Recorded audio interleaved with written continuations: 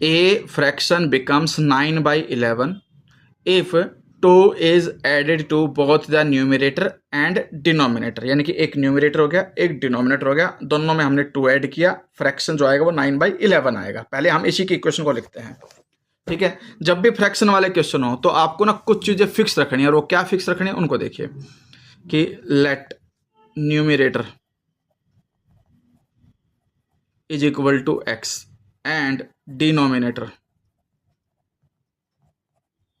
B y, therefore fraction बनेगा फिर आपके पास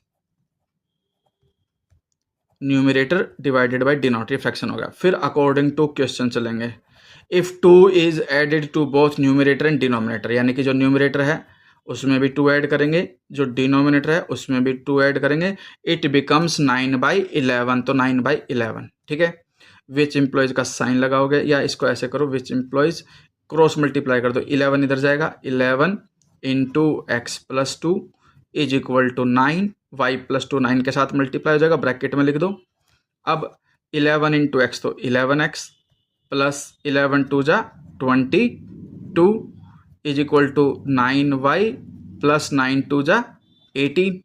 इस तरह से ये आ गया 11x, 9y लेफ्ट में आके माइनस का 9y इज इक्वल टू 18, और जो 22 है राइट साइड में जाकर के -22, ठीक है। 11x माइनस 9y, ये तो इक्वेशन लेफ्ट में रह गई, इक्वल में आपके पास -4, ये इक्वेशन 1 बन गई, ठीक है। अब हम इक्वेशन 2 बनाएंगे। इक्वेशन 2 में क्या कहता है, ये ध्यान से पढ़िए उसको। अब if 3 is added to both the numerator and denominator, यानी कि अब हम 3 ऐड करेंगे न्यूमरेटर में भी डिनोमिनेटर में भी, इट बिकम्स 5/6, तो 5/6 फ्रैक्शन बन जाएगा। Find the fraction, fraction find out करना है।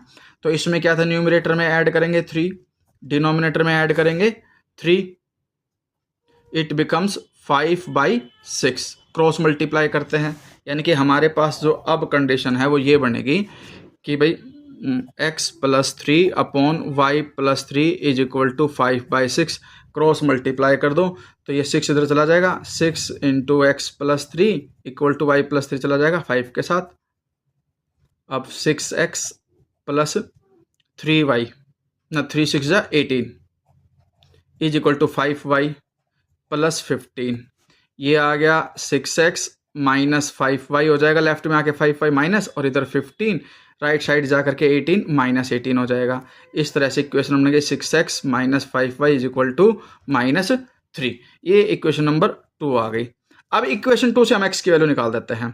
6x is equal to -3 plus 5y, ये कंडीशन आ गई। अब क्या करेंगे, x जो है वो निकालेंगे -3 प्लस 5y डिवाइडेड बाई 6। अब हमारे पास x आ चुका और इसको हम इक्वेशन नंबर 3 लेंगे, ठीक है। इसके बाद हम क्या करेंगे, यूज करेंगे हमारे पास जो इक्वेशन 1 है, तो use equation 3 in equation number 1। Equation 1 क्या है आपके पास, 11x है।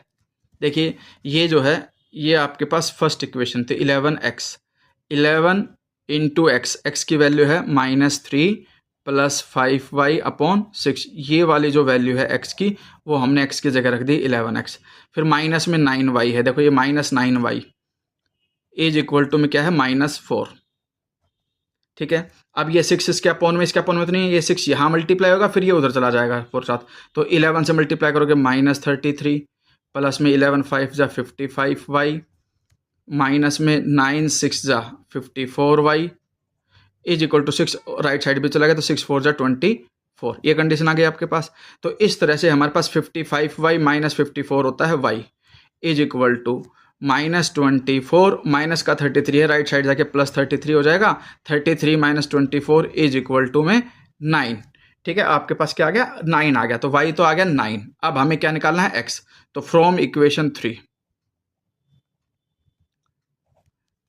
x इज इक्वल टू -3 है, प्लस में 5 है, y की वैल्यू 9 आ चुकी, डिवाइड में क्या है 6, यानी कि -3 प्लस 9 5 जा 45 और डिवाइड में क्या है 6 इज इक्वल टू 45 -3 होता है 42, डिवाइड में 6 6 7 जा 42, तो x आ गया 7।